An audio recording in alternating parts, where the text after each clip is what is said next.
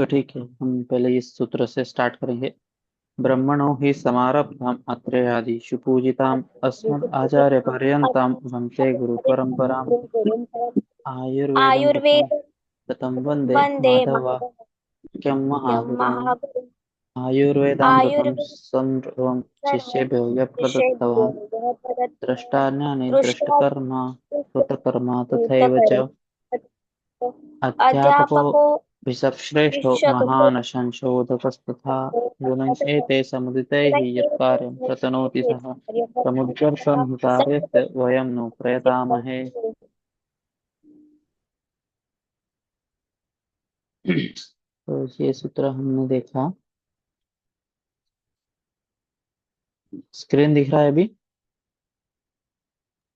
Yes so हाँ, तो कल हमने सबसे पहले जो रोगों के कारण थे, निज व्याधि के कारण, जैसे शारीरिक दोष है और आगंतुज में जो हम आघात, भूत, विष, वायु, अग्नि, इन सब का प्रहार वगैरह वो सब हमने देखा।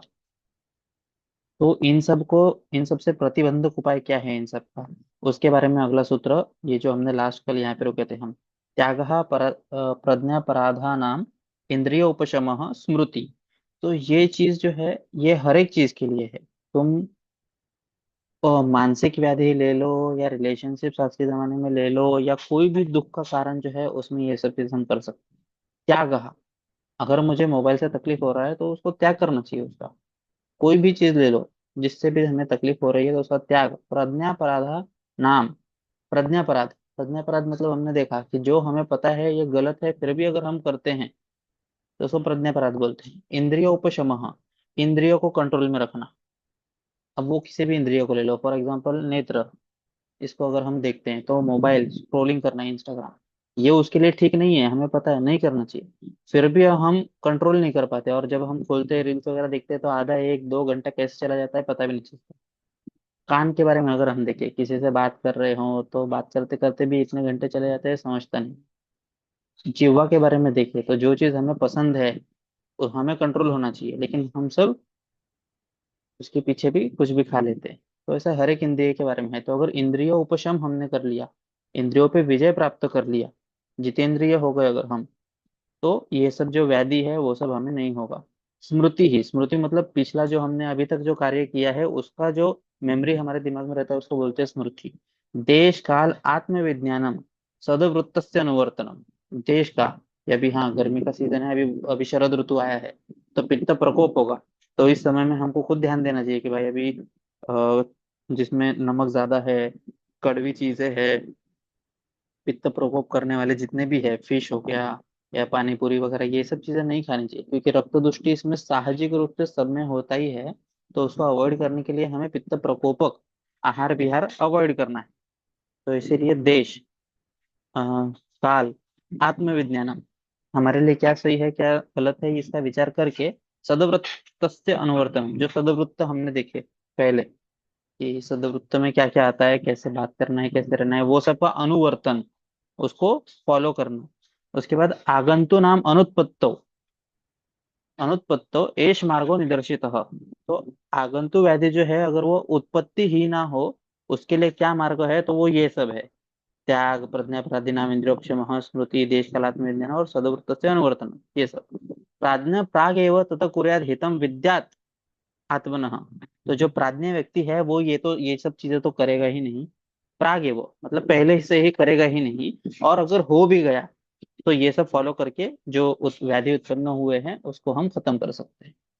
नेक्स्ट श्लोक पे जाते हैं। अभी अगले श्लोक में हमको क्या बताया है कि जो व्याधि उत्पन्न हो गए हैं तो उनको शमन हम कैसे करेंगे। तो आप्तोपदेश प्रज्ञानम प्रतिपत्तिश्च कारणम विकाराणाम अनुत्पत्तो उत्पन्ना नाम च शांति। तो विकाराणाम अनुत्पत्तो, जो विकार अभी तक उत्पन्न नहीं हुए हैं या आगे जाके होने नहीं चाहिए, और उत्पन्ना नाम च शांति, जो उत्पन्न हो गए हैं उनको शांति के लिए क्या करना चाहिए। तो यहाँ पे दो रास्ते बताए हैं। तो आप्तोपदेश प्रज्ञानम मतलब हम ये जो संहिता पढ़ रहे हैं, ये सिर्फ पढ़ने के लिए नहीं है, इसका आचरण ये हमें समझना है पहले। इसके बारे में प्रज्ञानम, इसका ज्ञान होना चाहिए। और प्रतिपत्तिश्च कारण, फिर इसको प्रतिपत्ति मतलब इसको आचरण में लाना, इसको फॉलो करना। तो ये दो उपाय बताए हैं, विकाराणाम अनुत्पत्तो और उत्पन्नानाम च शांति, है ना। अथ किम हितम इतियाह, तो हितकर क्या है, तो आप्तोपदेश इत्यादि। आप्तः, यहाँ पे देखो आप्त की डेफिनेशन बोला है। आप्त किसको बोलते हैं? आप्त ज्ञानवंतो राग द्वेष रहिता पुरुष। आप्त कौन है? जो ज्ञानवंत है, जिसको बहुत नॉलेज है, राग द्वेष रहित, जिसको किसी से राग किसी से द्वेष नहीं है, ऐसा पुरुष। यद वक्षति, कहाँ पे बोला इसका डेफिनेशन? तो सूत्र स्थान के अध्याय के 11वें चैप्टर में। 11वां चैप्टर कौन सा है?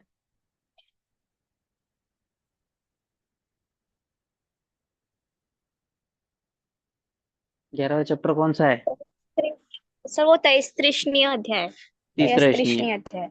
बराबर, हाँ तीसरे तीसरे। श्रेणी, हाँ। तो वहां पे 12वां चैप्टर कौन सा है? बात कला के लिए। 11वां चैप्टर है तीसरे श्रेणी। तो वहां पे उन्होंने आपते की परिभाषा दी है, रज तमोभ्याम निर्मुक्ता, ऐसे डेफिनेशन आया है कि जिसमें रजो और तम से निर्मुक्त हो यस। गया है, इसको आप्त बोलते हैं इत्यादि। प्रतिपत्ति उपदिष्टार्थस्य सम्यक अवबोध, प्रतिपत्ति मतलब उसको अवबोध करना, उसको जान लेना। एतद्वयम कारणम, तो ये दो चीजों का कारण है, द्वयम। इसका विकाराणाम अनुत्पत्तो हेतु वर्जनेना, तो जो विकार अभी तक हुए नहीं है उसको हम कैसे रोक सकते हैं? तो हेतु वर्जनेना। मुझे पता है मैं पानी पूरी खाऊंगा तो मेरा पित्त खराब होगा, रक्त दृष्टि होगा, तो मैंने हेतु वर्जन किया, पानी पूरी खाऊंगा ही नहीं, तो नहीं होगा। और उत्पन्न नाम से शांति कारणम, और जो उत्पन्न हुए हैं उनकी चिकित्सा में, फिर पेशेंट हमारे पास आएंगे और फिर हम उनको बोलेंगे कि अभी आपका रक्त दुष्टि है तो आप ये चीजें मत खाओ, तो ये चिकित्सा की दृष्टि से, है ना, समझा ना? ठीक है, तो अभी अगले श्लोक पे चलते हैं। अगले श्लोक में क्या बोला है? अभी यहाँ तक हमने देख लिया, सदवृत्त से निवर्तनम विषय हमने देखा, तो सदवृत्त में और क्या आना चाहिए उसके बारे में बताया है। कैसे लोगों से हमें, किन लोगों के बीच में रहना चाहिए, किन लोगों से दूर रहना चाहिए, किन लोगों से दोस्ती करना चाहिए, उसके बारे में भी यहाँ पे बताया गया है। तो क्या बोलते हैं? पापवृत्त वचः सत्वाः सूचकाः कलह प्रियाः मर्म उपहासिनो लुब्धाः परवृद्धि द्विष शठाः परापवाद रतश्चयपलः रिपुसेविनः निर्घृणाः त्यक्तधर्माणः परिवर्ज्य नराधमः बुद्धि विद्या वय शील धैर्य स्मृति समाधिभिः वृद्धोपसेविनोः वृद्धाः स्वभावज्ञा गतव्यथा सुमुखा सर्वभूतानां प्रशान्ताः संशितव्रताः सेव्याः सन्मार्गवक्तारः पुण्यश्रवण दर्शनाः, है ना। तो इसमें दोनों आ गए हैं। तो जो नराधमा है यहाँ तक 57 तक, तो इन लोगों के साथ हमें नहीं रहना चाहिए, वो बोला है। और इसके आगे बुद्धि विद्या वयशील, ये जो है यहाँ पे, इन लोगों के साथ हमें रहना चाहिए, ऐसा बताया। तो ये देखते हैं अभी। पाप वृत्तश्च, पाप वृत्त मतलब जो हमेशा गलत चीजें ही करता है, कभी सही चीज करता नहीं है। पाप वृत्तश्च वचः सत्वाहा, जो झूठ बोलता है, अहितकर बोलता है, सही चीजें नहीं बोलता है। सूचकाहा, सूचक मतलब जो हमेशा मतलब जिसके मन में ही ऐसे पाप भरा हो, सही चीज कि कोई कोई लगता है ना कि इसको देख के या इससे हम उसका डिसीजन भी लेना, उसके बाद उससे बात ही नहीं कर सकते, तो ऐसे लोग सूचक। कलह प्रिय, कलह मतलब कोई ना कोई रीजन ढूंढते ही हैं, टॉन्ट मारते रहते हैं, या कलह मतलब झगड़ा करने का रीजन हमेशा ढूंढते रहते हैं, वो वाले। मर्म उपहासीना, दूसरा का मजाक उड़ाने वाला, उपहास मतलब मजाक। लुब्धाहा मतलब लालची। पर वृद्धि द्विषह, मतलब किसी का वृद्धि हो रहा है, किसी से कोई बढ़ रहा है आगे, तो उसके प्रति द्वेष, ये ऐसा ही है, ऐसा ही है, उसको तो ऐसे ही करके मिला है, मतलब सही वो बंदा भले ही सही जा रहा हो लेकिन कुछ ना कुछ रीजन निकाल के उसका द्वेष करना। ठीक है। तो परवृद्धि द्विषः छठः परापदर, मतलब चुगलखोरी करने वाला। रिपु सेविनः, रिपु मतलब दुश्मन, तो जो दुश्मन के साथ हो, वो वाले। निर्घृणाः त्यक्त धर्मान, त्यक्त धर्मान मतलब धर्म छोड़ दिया है, जो सही है वो सब छोड़ दिया, वो सही चीजें करता ही नहीं है। परिवर्ज्याः नराधमा, तो ऐसे लोगों का परिवर्जन करना चाहिए, इन लोगों के साथ हमें नहीं रहना चाहिए। अगला देखो अभी। बुद्धि विद्या वयः शील धैर्य स्मृति समाधि भी, तो जो ऐसे उत्तम पुरुष जो है, जिसको बुद्धि अच्छी है, जिसकी उसका वय शील धैर्य स्मृति समाधि हर चीज में ऊपर है, वो वृद्धोपसेविन वृद्धा, जो इन सब चीजों में वृद्ध मतलब उसको बहुत एक्सपीरियंस है इन सब चीजों का, और वृद्ध मतलब जिसको एक्सपीरियंस है सच में, एजेड लोग वो स्वभावज्ञ, जिसको सबका स्वभाव पहचान जाता है। कोई कोई होता है ना, ये ऐसा रहेगा मतलब उसका एडवाइस हम लेना ही चाहते हैं किसी भी चीज में, तो जो जानता है वो स्वभावज्ञ। हाँ, गतव्यथा, जिसको कुछ तकलीफ नहीं है। सुमुखा, सुमुखा मतलब एक तो दिखने में भी अच्छा, सुंदर, शांत, वो सब, और जिसकी बोली भी अच्छी हो, जो हर चीज के बारे में पॉजिटिवली बोलता है, वो सुमुखा। सर्वभूतानां प्रशांत, और सर्वभूतानां, ये जानवरों से भी अच्छा बर्ताव करेगा, इंसान से भी, सबसे। प्रशांताः संशितव्रताः, इसके संशित व्रताः मतलब जिसके कर्मों के बारे में सब तारीफ करते हैं, वो प्रशंसित है, वो वाला। और सेव्याः, सेव्याः मतलब ऐसे लोगों का सेवन, मतलब इन लोगों के साथ हमें टाइम बिताना चाहिए। सन्मार्ग वक्तारम, जो आपको हमेशा सही रास्ता दिखाएगा। सन्मार्ग वक्तारम पुण्य श्रवण दर्शन, और जिसको देखने के बाद ही अच्छा लगता है, इसको देख लिया मतलब चलो भी मेरा दिन अच्छा जाएगा, और पॉजिटिविटी आएगी इसको देख के, तो ऐसे लोगों का सेवन हमें करना चाहिए। समझा ये अभी तक? हाँ यस सर। सर। ओके, यहाँ तक कुछ डाउट है?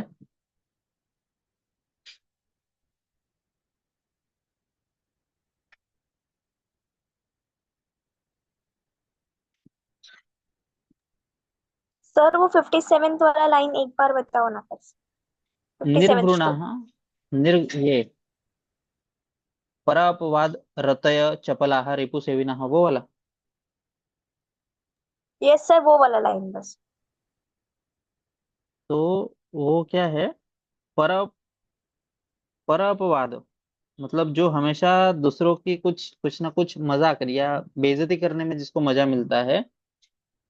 चपला मतलब जो चपल मतलब शांत नहीं रहता है, उसका चित्त जो है कुछ ना कुछ चलते ही रहता है, शांत बैठेगा ही नहीं, तो वो। और रिपु सेविन, रिपु मतलब शत्रु, उसके टीम में मतलब ऐसा रहता है ना कि भाई तू मेरी दोस्त है, तू मेरा दोस्त है, तो उससे बात मत कर, वो मेरा दुश्मन है।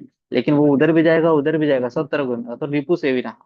रिपु मतलब दुश्मन, तो रिपु सेविना है ऐसे लोग। अगला क्या है श्लोक? निर्घृणा, जो क्रूर हो, घृणा करता हो। त्यक्त धर्माणः, जिसने धर्म छोड़ दिया है, सब गलत चीजें करता है वो। परिवर्जः नराधम, तो ऐसे लोगों को वर्ज्य करना चाहिए, इन लोगों के साथ हमें सहवास नहीं करना चाहिए। समझा अभी? Yes sir. ओके, फिर नेक्स्ट।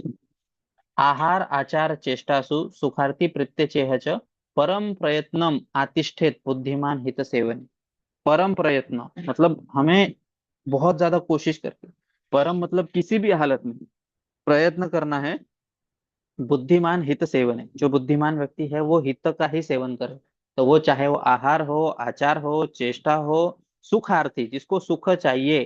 प्रत्यय च इह च, प्रत्यय मतलब आगे के जन्मों में, और इह, इह मतलब इस लोक में, अभी जो हमें जीवन प्राप्त हुआ है उसमें अगर उसको सुख चाहिए, तो उसको उसके आहार आचार चेष्टा सब में परम प्रयत्न करके हित का सेवन करना है।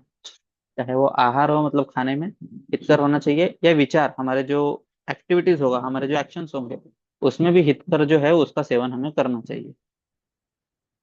नेक्स्ट, अभी देखो, अभी जहाँ पे यह पिछले श्लोक में क्या बोला इन्होंने कि आहार आचार, तो आचार के बारे में हमने सदवृत्त वगैरह सब देख लिया, चेष्टा के बारे में देख लिया, कायिक वाचिक मानसिक।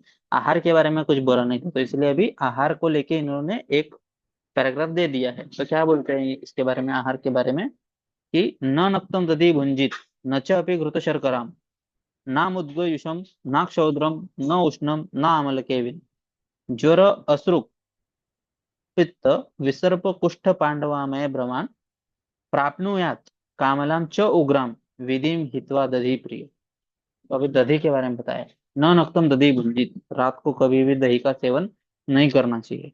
न च अपि घृत शर्करा, बिना घृत और बिना शर्करा के दही का सेवन नहीं करना चाहिए। ना मुद्गयुषम, बिना मुद्गयुष के, मुद्ग मतलब जो ग्रीन हरा मूंग जो रहता है वो वाला। ना क्षौद्रम मतलब बिना हनी के। न उष्णम, दही को कभी भी गर्म करके नहीं खाना चाहिए। आजकल बिरयानी देखोगे, चिकन बिरयानी मैरिनेट करते गर्म करते, वो गलत है। ना अमल के बिना, आमल की जो है उसके बिना नहीं खाना चाहिए। ठीक है, तो अभी ये हम इसको चिकित्सा में भी यूज कर सकते हैं, अगर एक विचार इसको किया जाए तो। क्या बोला इन्होंने कि दही अगर खाना है तो आप या तो घृत के साथ खाओ, शर्करा के साथ खाओ, मुदगयूश के साथ खाओ, या तो मधु के साथ खाओ, या तो आमलकी के साथ खाओ। फॉर एग्जाम्पल, अगर तुम्हारे पास कोई पेशेंट आया, उसने दही खाया है और तुम्हें उसकी चिकित्सा करनी है कि दही उसका हेतु है, तो तुम सब ये चीजों का यूज हम चिकित्सा में कर सकते हैं। क्योंकि यहाँ पे क्या बोला है कि आपको दही अगर खाना है तो इसके साथ खाओ, पर आपने सिर्फ दही खाया है, तो मतलब उसका अपोजिट जो हमारे पास जिसके साथ खाना है उसका यूज हम चिकित्सा में कर सकते हैं। ये पॉइंट अलग है, ये समझा है क्या तुमको अभी तक? समझा अभी? Yes sir. हम्म। तो आगे क्या बोलते हैं कि विधि हितवा विधि प्रिय, इस विधि से अगर किसी ने खाया नहीं दही तो उसको कौन सी बीमारी हो सकती है? ज्वर हो सकता है, असुरुख पित्त हो सकता है मतलब रक्त पित्त, विसर्प मतलब हर्पिस, कुष्ठ मतलब सब स्किन डिजीज, पांडु आमय भ्रमान, प्राप्नुयात कामलाम च उग्राम, जो कामला है मतलब जॉन्डिस, उग्र टाइप का होगा, विधि हितवा दधि प्रिय। तो यहाँ पे सब देखोगे तो ये सब पित्त प्रधान व्याधि है, पित्त और रक्त दृष्टि वाले। ज्वर में पित्त प्रधान, रक्त पित्त में रक्त और पित्त प्रधान, विसर्प में पित्त और रक्त दृष्टि है, कुष्ठ में पित्त और रक्त दृष्टि है, पांडु में पित्त प्रधान है, भ्रम ये पित्त का सिम्टम है, कामला ये पित्त का सिम्टम है। तो ये सब दधि के सही सेवन नहीं करने से ये सब बीमारियां हो सकती है। ठीक है, अगले श्लोक पे जाते हैं। अभी ये एंड है। तत्र श्लोकाः, समराइज किया पूरे चैप्टर में क्या है। वेगा वेग समुत्थाश्च, रोगाः तेषां च भेषजम्, येषां वेगा विधार्याश्च, यद अर्थम यद हिताहितम्, उचिते च अहिते वर्ज्ये, सेव्ये च अनुचिते क्रमः, यथा प्रकृति च आहारो मलायन गदौषधम्, भविष्यताम् अनुत्पत्तौ रोगाणाम् औषधं च यत्, वर्ज्याः सेव्याश्च पुरुषाः धीमता आत्मसुखार्थिनः, विधिना दधि सेव्यं च येन यस्मात् तद अत्रिजः, न वेगान धारणो अध्याय सर्वम एव वदन मुनि। तो यहाँ पे क्या क्या देखा हमने? वेगा, जितने भी वेग थे वो वेग समुत्थ मतलब समुत्थ ये हेतु, रोगा तेषाम च भेषजम, इन वेग को धारण करने से क्या रोग हो सकता है वो, तेषाम च भेषजम और उनकी चिकित्सा, येषाम वेगा विधार्यश्च, जिन वेगों का धारण करना चाहिए, यद अर्थम यद हिताहितम, तो हितकर अहितकर कैसे है खाने पीने में वो देखा हमने। उचित च हिते वर्ज्य, जो उचित है लेकिन अहितकर है उसका वर्ज्य करना है। सेव्य, जो अहितकर है उसका वर्ज्य करना है, जो उचित है उसका सेवन करना है। च अनुचित क्रम है, जो पादांशिक क्रम है वो देखा। यथा प्रकृति, प्रकृति के बारे में देखा हमने। च आहारो मलायन गदौषधम, मलायन जो थे बहिर्मुख स्रोत जो थे उसके बारे में हमने इस चैप्टर में देखा है। उनके गद औषधम, उनके औषध देखा। भविष्यताम अनुत्पत्तो, आगे जाके हमें कोई बीमारी नहीं होनी चाहिए। अनुत्पत्तो भविष्यताम मतलब भविष्य में नहीं होना चाहिए। रोगानाम औषधम चाहिए था, ऐसे रोग और ऐसे औषध के बारे में भी हमने देखा। वर्ज्याः सेव्याश्च पुरुषाः, कौन से पुरुष का सेवन करना है, किसका वर्ज्य करना है, वो सब। धीमता आत्म सुखार्थिन, आत्म सुख के लिए। विधिना दधि सेव्यम च, और दधि का सेवन कैसे करना चाहिए उसके बारे में। ये न यस्मात् अत्रिजः, ये हमने अत्रिज ने यहाँ पे बताया है। न वेगान धारणो अध्याय सर्वम एवं वदन मुनि, ऐसा बोलते हैं। तो यहाँ पे ये चैप्टर खत्म होता है। कभी भी हम चैप्टर लास्ट में करके खत्म नहीं करते, अगले चैप्टर का एक श्लोक पढ़ते हैं तो वहां पे पढ़ के रुकेंगे। इति अग्निवेश अग्निवेश कृते तंत्रे चरक प्रतिसंहृते श्लोक स्थाने न वेगान धारणीय नाम सप्तमो अध्याय। और अगला चैप्टर का एक श्लोक पढ़ेंगे और फिर रुकेंगे। तो इंद्रियोपक्रमणीय, तो इंद्रियोपक्रमणीय 8वां चैप्टर, उसमें क्या बोलते हैं। ब्रह्मचर्य, ज्ञान दान मैत्री कारुण्य, हर्ष, उपेक्षा, प्रशम प्रशम परश्च स्यात् इति। तो ये चैप्टर डॉक्टर निवेदिता उनको लेने के लिए मैंने बोला है। देखते हैं अगले लेक्चर से वो लेंगे तो। ठीक है, चलो अभी डाउट सेशन। बताओ क्या क्या समझा? श्रेया, स्नेहा, समीक्षा, निवेदिता, कुछ डाउट है अभी तक?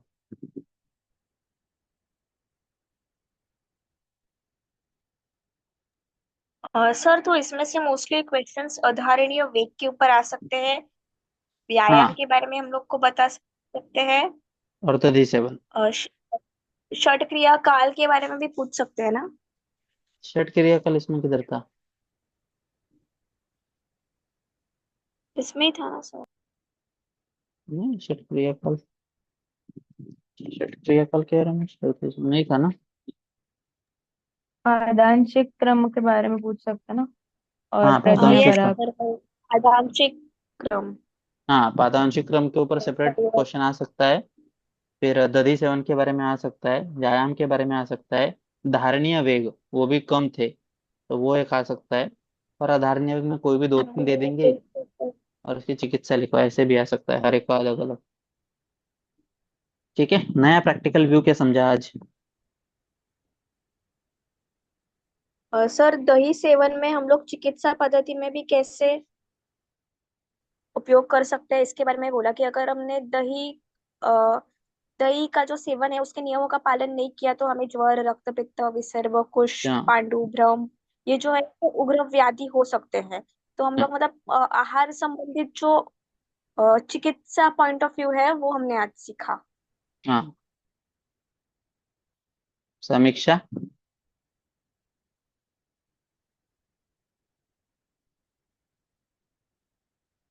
और सर दही का मतलब जैसे दिया हुआ है वैसे सेवन नहीं किया अगर, तो पित्त कर व्याधियां ज्यादा, रक्त और पित्त की व्याधियां ज्यादा देखी हम लोग ने, जैसे विसर्प, रक्त पित्त, तो ऐसी व्याधियां होती है उससे। हम्म।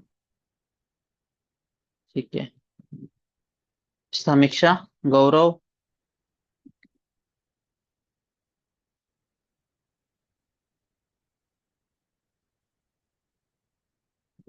निवेदिता मैम।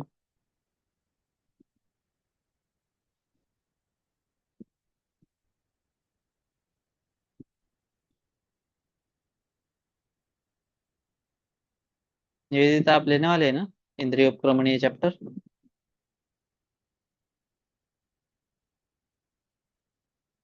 आ, हाँ हाँ, मैं लेती हूँ कल से।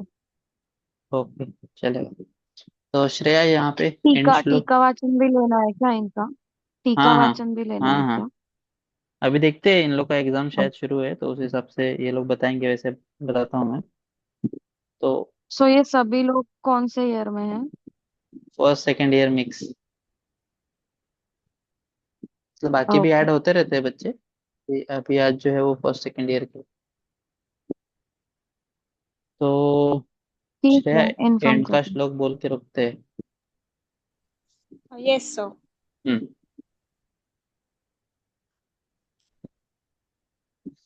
ओम सर्वे भवन्तु सुखिनः, सर्वे सन्तु निरामयाः, सर्वे भद्राणि पश्यन्तु, मा कश्चित् दुःखभाग् भवेत्। ओम शांति शांति शांति। ओके, तो आज का सेशन यही खत्म करते हैं। Bye bye, good night. Yes sir, thank you bye, thank sir, bye. You. Good night sir. Good night.